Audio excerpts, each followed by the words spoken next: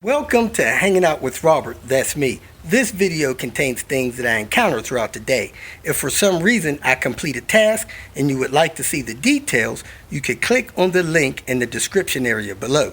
This video also contains tips and tricks that I learned throughout the years. I plan on leaving this video accessible for about 30 days.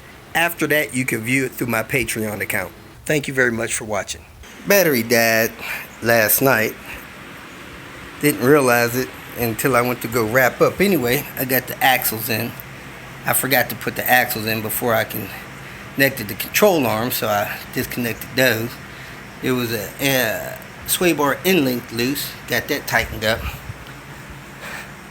Now I'm getting ready to put in the starter, hook up the coolant hose.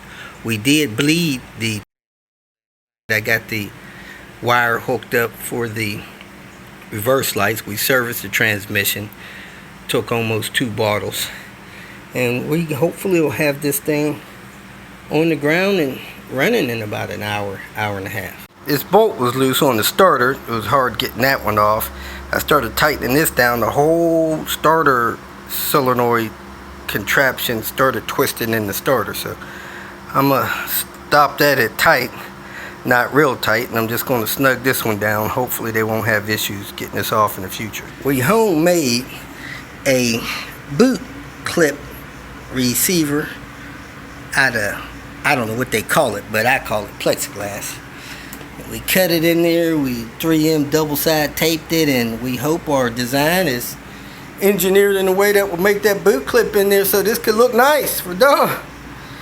And that's basically the only thing we got to do left to get this car where I can put the wheels on and fire it up. We did find the B cables were broke off. I don't know how that happened. Some of it was a fresh break, so I don't know if it got pinched or something pulling the trans out, but I put all this stuff on there and it's not tight. Oh man, that's a little loose. I'm going to try to tighten that up a little bit more. But this needs to be as tight as you can get it to make sure you get a good positive connection. So let me try to tighten it up a little more. This stud is stripped, so we're in bad shape. I might have to put everything up here.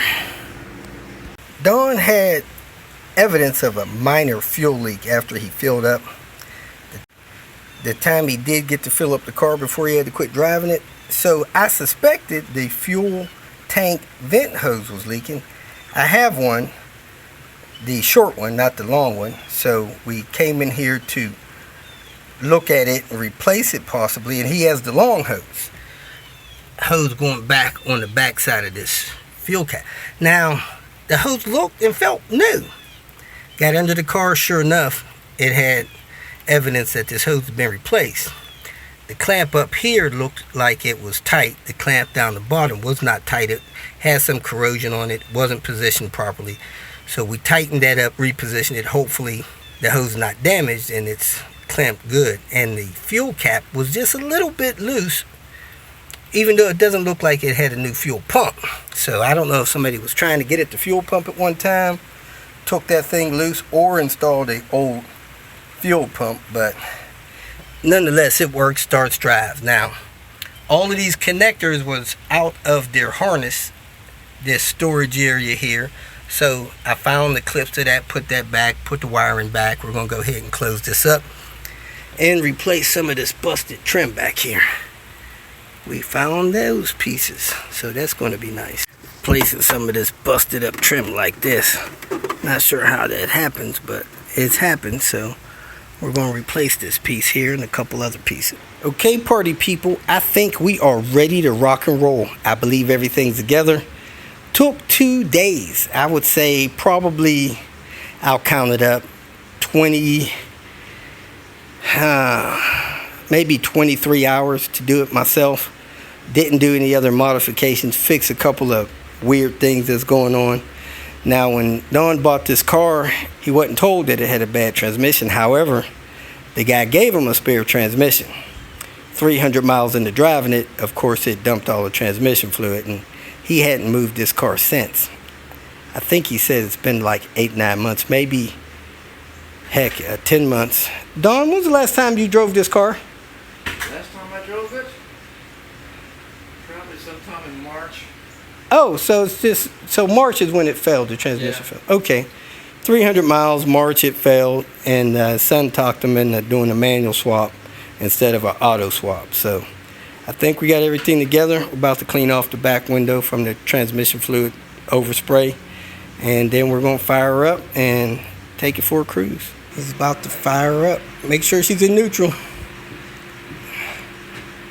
All right.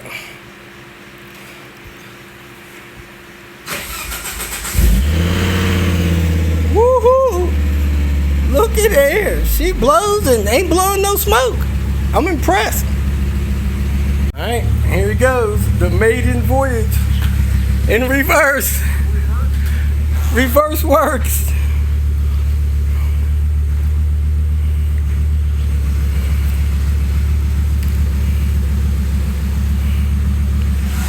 Perfect R bumper. Incredible.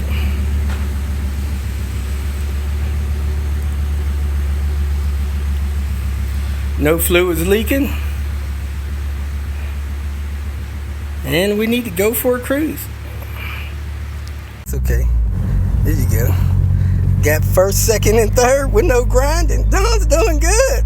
Hey, how about For a guy that hadn't done it in a few weeks. If you feel that this information was useful, please like it and share it with your social media friends. You can subscribe to my channel so that you will get notifications of future videos that I post. You can follow me on Twitter, and if you need to contact me directly, please visit my website. And if you have any questions, leave them below, and someone or myself will reply to them. Again, thank you very much for watching.